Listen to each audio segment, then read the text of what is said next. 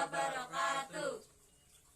Kami dari kelompok menurut kelas 12 IPS 3 akan mewawancarai pengusaha daun kelor. Dan saya Ramadan Galih. Saya apa? Saya Sandra Dula. Saya Sinka Sekar. Saya Sarah Duri. Perkenalkan, kami dari siswa MAN 4 Sleman ingin belajar di Pawon Teges mengenai olahan daun kelor. Salah satunya yaitu cincau kelor. Semoga Ibu bersedia kami wawancarai. Baik Ibu, jadi sejak kapan Ibu mulai memproduksi cincau kelor? Ini berarti kronologi dulu ya. Ya. Awal mulanya saya membuat cincau kelor itu pertama kali di saat Dinas Kabupaten Sleman Pertanian khususnya itu mengadakan perlombaan untuk bahan dasar lokal. Jadi intinya tidak boleh pakai yang impor atau segala macam.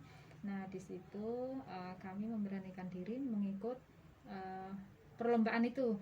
Tapi setelah itu kok banyak yang mendaftar, akhirnya saya memberanikan diri untuk mengisi di stand basarnya. Jadi kami tidak ikut di lombanya, tapi kami ikut di basar Dinas Pertanian Kabupaten Sleman. Di situ waktu itu kalau tidak salah 2018 bulan September. Itu awal mulanya saya memberanikan diri membuat olahan kelor karena materi yang ada di perlombaan itu lomba memasak olahan berbahan dasar lokal seperti itu. Ya. Selain membuat cincau kelor, apa saja produk yang dibuat dari daun kelor, Bu? Perlahan setelah kami membuat cincau kelor ini tidak serta-merta saya jadi ya. Jadi intinya saya harus formulatornya itu saya olah terus, saya perbaiki terus selama 1 tahun. Setelah 1 tahun saya mendapatkan formula yang tepat pas. Nah, akhirnya kita memberanikan diri untuk menjual di lapak-lapak. Itu yang pertama. Terus yang kedua, kami mengembangkan dari cincau kelor menjadi bakso kelor. Ada tahu bakso kelor. Nah, itu berlangsung sampai awal pandemik. Karena kita pandemik itu kebanyakan kita kan di rumah. Akhirnya awal pandemik bulan pertama itu saya tidak bisa berjualan, otomatis saya mengotak-atik, harus mengkolaborasi, harus mengkreasi daun kelor yang sudah saya tanam dengan luasan 3000 meter. Itu saya vakum selama 1 bulan pertama COVID. Saya berinovasi untuk membuat daun kelor yang sudah semakin banyak tumbuhnya saya olah menjadi olahan kering. Nah, pertama itu teh kelor, bubuk kelor. Teh kelor ini ada 2 varian. Pertama varian ada kelor serejae, yang kedua original seperti itu. Mantap. Apakah Ibu juga bekerja sama dengan pihak lain untuk produk ini? Oh ya tentu. Jadi kerjasamanya kita sesama dengan pembuat produk olahan daun kelor. Jadi intinya kalau kita sama-sama pembuat olahan daun kelor bukan berarti kita sebagai pesaing. Jangan pernah berpikir seperti itu. Justru dengan adanya teman-teman kita yang ada di luaran sana yang sudah berkecimpung di dunia kelor, kita bisa kolaborasi. Jadi intinya jangan pernah kalau kita usaha itu, jikalau ada teman, saudara atau handetolan dimanapun yang membuat olahan yang sama dengan kita, jangan dianggap itu sebagai pesaing. Ya. Seperti itu. Dengan siapa Ibu bekerja sama dan gimana sistem bekerjanya? Untuk bekerja sama dalam bidang daun kelornya bahan baku, kita bisa untuk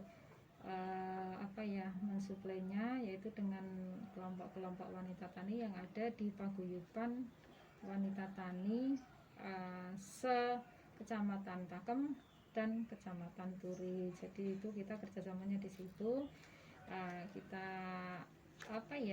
Mereka yang sudah punya kita tarik ke sini untuk mensuplai bahan bakunya, itu yang untuk dari bahan baku. Untuk yang sudah menjadi olahan, ya beliau-beliau yang ingin bekerja sama dengan kami, kita persilahkan sebagai reseller seperti itu. Bagaimana pembagian modal awal dan omsetnya dari hasil penjualan cincau kelor itu, Bu? Kalau untuk cincau kelor itu 60-40 ya, 60 itu margin, Ya. 40 itu modalnya.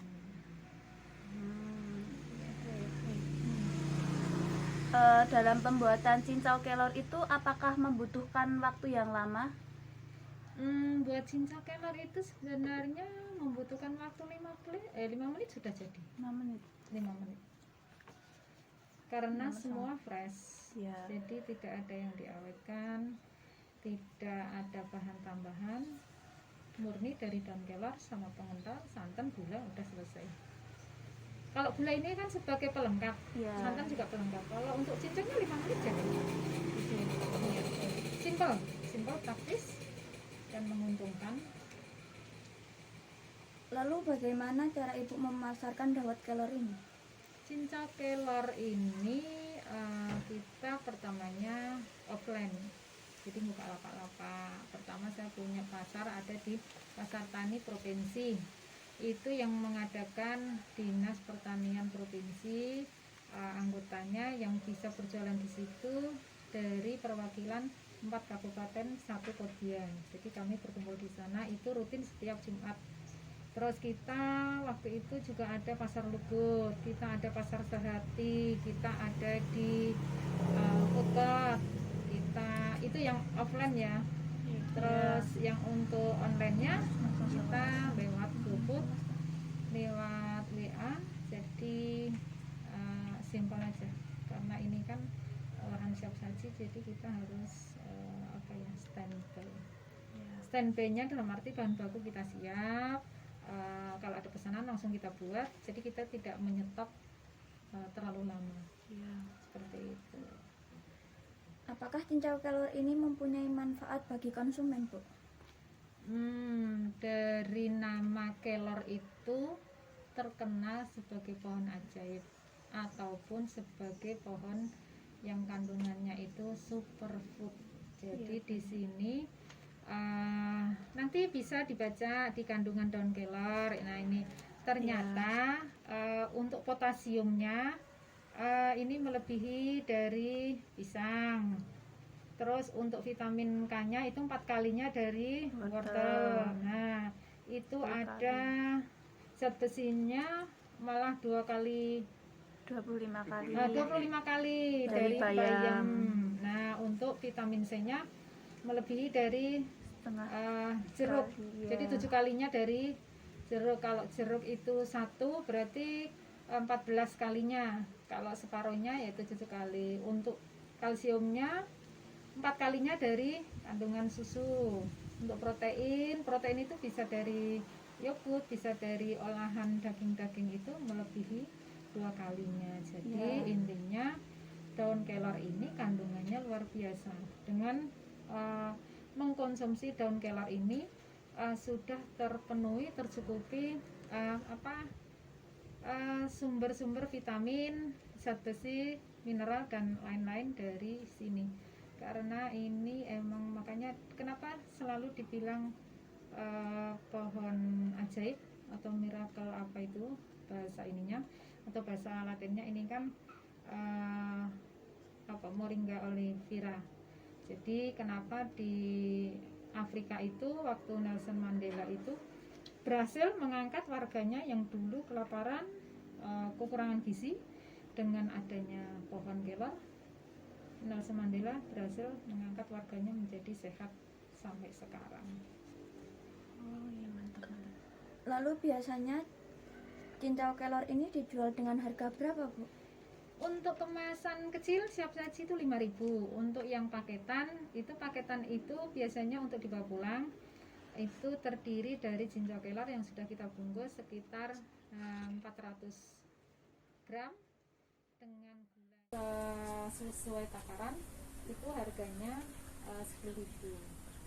Ada juga yang pesan cincaunya aja kita layani, pokoknya sesuai permintaan konsumen, mau beli per paket atau siap saji ataupun yang kiloan kita tetap layani. Oh iya iya iya. Bu, apakah ada slogan dari merek ini? Ada, jadi slogannya karena kita ini kan terkenalnya daun kelor itu kan tanaman liar, Oh, ya. dan juga di masyarakat itu masih dianggap sebagai tanaman mistis, berbau-bau mistis. Nah, akhirnya saya memberanikan diri dengan slogan bahwa dengan kelor ini kita tidak akan takut. Taruhlah nanti kalau ada yang notabene, wah ini orang biar luntur ilmu kekebalan tubuhnya. Nah, di situ kan makanya dari situ saya mempunyai slogan daun kelor siapa takut. Nanti boleh diucapkan bersama-sama, intinya daun kelor siapa takut. Nah, seperti itu. Ya, Mari kita coba ya, Bu. Kita coba, ya. Daun kelor Siapa takut? Baik Bu, jadi terima kasih sudah mau wawancara kita di Manfaat Sleman. Semoga dari yang Ibu sampaikan kami dapat belajar mengenai olahan daun kelor. Dan ilmu yang Ibu berikan bisa bermanfaat bagi kami. Ya, siap. Ya.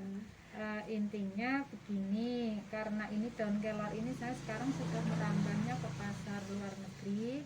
Jadi untuk teh kelor sama powder moringa atau bubuk kelornya kita sudah membuat suatu badan usaha, yaitu CV. CV-nya itu bernama Satria Mandiri Adidaya.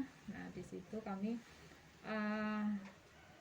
dengan CV itu saya dengan anak saya Muhammad Rizky itu sudah menjadi komisaris dan direktur di CV tersebut, karena kita nanti arahannya untuk pasar luar negeri. Jadi pasar luar negeri ini memang kita CV-nya itu harus didaftarkan ke negara tujuan dulu. Negara tujuan itu mengenal dan tentang CV kami. Jadi kami harus membuat company profile, baik yang berbahasa Inggris maupun berbahasa Indonesia, tambah dengan bahasa yang untuk komunitas Arab kita harus berbahasa Arab juga. Jadi kami mudah-mudahan nanti adik-adik eman ini selepas ini nanti bisa diterapkan, paling tidak dari sekarang sudah memulai menanam kelor. Kalaupun nanti alasannya tidak punya bibit kelor, boleh minta ke sini, nanti kita ini sebagai kenang-kenangan juga itu nanti ditanam di rumah, boleh polybag atau apa, nanti tolong dipelihara, nanti kita kasih bibitnya sebagai kenang-kenangan. Ini saya belajarnya di sini. Nanti setelah ditanam 3 bulan 4 bulan silahkan daun kelor itu dipetik dan bisa disuplai ke kami. Buktikan dari penanaman daun kelor yang simple, praktis, tanpa memakan tempat, tanpa perawatan yang ribet. Kita juga tidak memakai kimia, karena daun kelor ini selain untuk dia memupuk dirinya sendiri, juga dia sebagai penahan sumber mata air. Nah, jadi intinya nanti dari sini nanti saya kasih beberapa bibit, tolong nanti ini saya sembari berkampanye untuk penanaman 1 juta pohon kelor untuk peringatan Hari Bumi April mendatang. Nah, jadi lewat adik-adik ini semua, mohon nanti sekiranya bisa dibantu disosialisasikan tentang penanaman 1 juta pohon kelor untuk peringatan Hari Bumi. Boleh nanti didaftar, kasih ke saya, nanti untuk pengambilan bibitnya di sini. Kita peduli dengan bumi agar cadangan air kita tidak akan habis nanti untuk bekal anak cucu kita. Ya, terima kasih sudah berkenan di sini. Mudah-mudahan semua bermanfaat. Apa yang dicita-citakan juga terkabul. Alangkah ini kalau kita ini belajar sambil berwisata. Jadi belajar wisatanya dalam arti ya ini kita menggali ilmu-ilmu itu juga wisata edukasi seperti itu.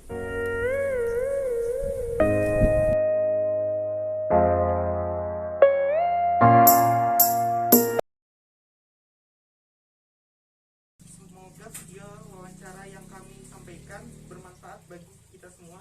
Sekian dari kelompok kami, jika ada salah kata kami mohon maaf. Wassalamualaikum warahmatullahi wabarakatuh.